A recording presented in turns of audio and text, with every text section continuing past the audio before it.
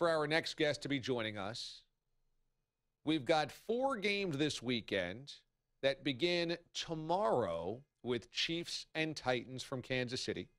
And then following that, Falcons and Rams tomorrow night. He's one of the voices of the NFL on CBS, also one of the voices of Westwood One. And he'll have the call tomorrow of the Titans and the Chiefs from Arrowhead Stadium on Westwood One. And that is the great Kevin Harlan. Kevin, how you doing? I'm doing great, DA, but if I could just add one little small correction, I'm going to actually be in Los Angeles for Atlanta and the Rams. I think there was a misprint someplace, unless you know something I don't know. I'm getting ready to head to Los Angeles here in a couple hours, so that's where I think they've got me. We have changed your flight, okay? So just good.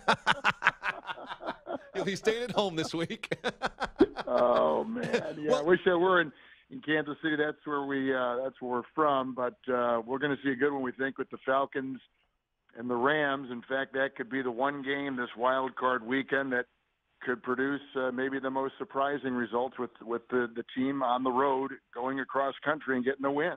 You know, the Rams have one of the most fun, most explosive offenses in all of football. When you look at the Rams, how did they move Jared Goff into this type of quarterback that can create big chunk plays this year? Well, that's a good question. There are so many different factors in what buttons to push, levers to pull for quarterbacks. Every quarterback is different. Every coach and their approach is different. And for whatever reason, McVay, the young coach of the Rams, has found a channel that is precisely dialed to what Goff can do. Now, it helps that you've got a terrific left tackle who they signed, Whitworth from Cincinnati in the offseason. They've got, an MVP candidate in Todd Gurley in the backfield who can run and catch and block. He's a 3-down running back. And they've got some speed at wide receiver. It just seems like everything that they do, I don't know how complex they are, but I do know that they have made it a much more comfortable view for Goff as opposed to what he's been dealing with until the beginning of this season. So you've got Coach McVay, who has done a terrific job with Kirk Cousins in Washington. He's done the same thing now for Goff. There are pieces there that work. They've been healthy, and I just think that they've kind of caught up with what was going on in terms of utilizing some of the pieces that were already there under Jeff Fisher. So I commend the coach as much as I do the quarterback. I think it was an even split. The quarterback certainly had to throw it and run it and perform, but that coach knew exactly what to do, what buttons to push, and ways to communicate that made the thing much clearer and obviously much more successful for a number 1 overall pick in Jared Goff at QB. Kevin Harlan will have the call in Westwood One of the Falcons in Los Angeles taking on the Rams. And there was this sense that there was going to be a Super Bowl hangover for the Falcons. I think at times this year we did see that, but they get into the playoffs, and now they're in the tournament. Do you think this is a potential reset for Atlanta in wiping away whatever might have been hanging over them after the Super Bowl loss? I think it could be, Damon. There's a lot to like about the Falcons. I think they've got some great contributions being made defensively by some younger players, some second-year players, and that has been kind of a part of their narrative on that side of the ball all season long. They got off, we know, to a rocky start, but they've come back and steadied the ship with the reigning MVP as quarterback. And whenever you have that, and the experience of last year as a motivating force, what was a historic collapse in the Super Bowl, see, I think these things now take a hold right now. Probably in the grind of the regular season in an arguably most difficult division in pro football. Sometimes the week-to-week battle and trying to find your place amongst very good teams within your own division, let alone the entire conference, can wear a little bit on you. Now, they have had a pretty significant injury on their offensive line. Levitri, their guard, is gone. But that being said, they've been relatively healthy. They've got, like I said, the performances out of some young players on defense. Julio Jones will have to be like he was a season ago and continues to perform, by the way, at an outstanding level this year. They've got the running back in Freeman. We think they've got some pretty good offensive linemen. And they've got Matt Ryan. And if any team is I think in a position to grab, the best of what they are, and really use a motivating factor as something to lead them through in kind of a fearless way, I think it's obviously Atlanta. I think they've got, no pressure on them. I don't think people are giving them much of a thought, yet I think they can be as explosive offensively and as stout defensively as any team that remains. So I'm bullish on the Falcons right now. Not that the Rams won't give them a good shot, but I think this could be one of the interesting stories of the month of January.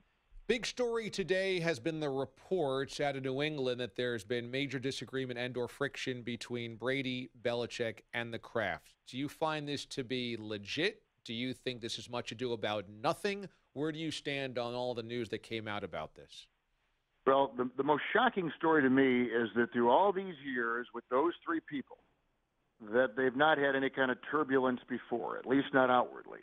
And if it is coming more to the surface right now, you've got a quarterback who certainly is in the fourth quarter of his career, a coach who's in his mid-60s and obviously can see father time ticking, and an owner who I know has to continually look to the future because he's the only part that's probably going to be there to the very end. And so when you trade a Garoppolo, which had a lot of people shaking their head, and then you see his performance, out in San Francisco, where he goes 5-0 as a starter and gives them incredible hope going into the offseason and unbelievable momentum into next year. You're wondering, all right, let's see. Brady over the last month has not been the Brady of the first 11 weeks. He is 40. We know there's been this personal trainer that has infiltrated, has been a pretty significant presence, and now they kind of curtail his exposure to the team and certainly the inner workings of the team. And you've just traded a guy that many people thought was the heir apparent to the greatest quarterback that's ever played, certainly in terms of accomplishment. You begin probably as the media descends on this captivating story, how is it working? What has happened? Why would you trade this guy mid-season when your quarterback is truly with a year or two left in his career? Regardless of what he says, wanting to play 4 or 5 more years, you can even see some diminished returns at the end of this season. So I think a lot of these things have just kind of been churned up, but it is interesting that they've had such a fortress around. To me, to have that kind of almost impenetrable way about them over this long spans of 2 decades is almost more incredible than what we're seeing right now. I'm shocked we haven't seen more of this kind of thing over the past. And when there has been a bump in the road with an individual player, they've always jettisoned that player, whether it was Richard Seymour, whoever. Anybody that was causing a ripple and was not following the certain way that direction had to go, they were gone. Brady has followed to a T, taken less money, echoed the company line, been a stout supporter of all the guys on his team, has played with very few future Hall of Famers. So that the fact this is coming out after all these years right now, I think is probably more surprising than the story itself. I felt like there probably should have been this stuff earlier, but there hasn't been. It's a credit to the 3 guys. And if there is a little bit of ruffling, I can see it. I mean, we've got 3 pretty distinct personalities at operation. Yeah, it's a good way to put it. You're close to the Chiefs organization being based in Kansas City, and obviously the Chiefs are trying to get over that hump of being one and done in the playoffs, or at least trying to be a legit Super Bowl contender. Early in the season, they felt like that. Late in the season, they did not. Do you think they'll be able to find a way to get to the level that they played at in the first month of the season? Good question. That is probably the biggest question of anything in the AFC right now among the teams. We don't know about Antonio Brown's health. We don't know, exactly how all this turbulence will affect New England. The team that everybody talked about in the first month of the season was 5-0 Kansas City. They lose 6 of 7. They finish with 4 straight wins. Their quarterback has had MVP numbers. In fact, I don't know if a quarterback has ever thrown fewer interceptions and for 4,000 yards than Alex Smith. Regardless, his performance has been MVP-like and really has not wavered all that much, to be quite honest.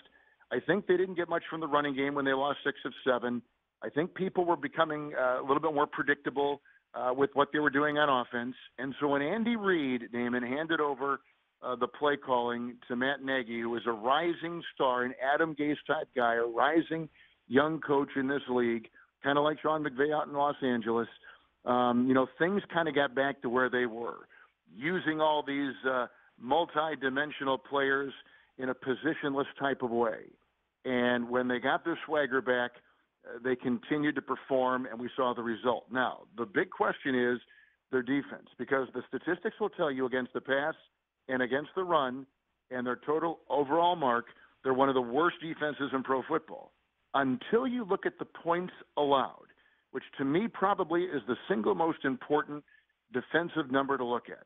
And in points allowed, they're right in the middle of the pack, 14, 15, 16, varying by degree week to week as we ended the last month. So I think they're hanging their hands on that as opposed to what the numbers say in terms of what they're allowing through the air and on the ground. So the fact that maybe they have found some kind of combination. I think the Eric Berry loss in the secondary in the first game of the year at New England was traumatic, and it took them a long time to reclaim who the voice was on defense. And I still don't know that they do. But the point is I think they have leveled off a little bit. I think that will serve them all in the playoffs. And, of course, it comes down to quarterbacking, and Alex Smith has been about as flawless as any quarterback in football this year. Kevin Harlan from the NFL on CBS, one of the voices of Westwood One. He'll have the call tomorrow night after the Falcons travel to Los Angeles to take on the Rams. Then when we do Sunday morning, we think, yes, at this point it's tentative plans that we think you'll be out in Los Angeles. And then on Sunday morning right here on CBS Sports Radio, you hear Kevin's pipes every morning when we do Sunday morning football as well. Kevin, it was awesome to catch up with you throughout the football season in 2017. We'll continue in the 2018 playoffs. Have a great call this weekend, and thanks so much as always. Always enjoy being out with you, DA. Thank you so much. Have a great weekend. Survive the weather out there on the East Coast, and a belated Happy New Year. Right back at you. Thank you so much. Kevin Harlan joining us this morning here on the DA Show.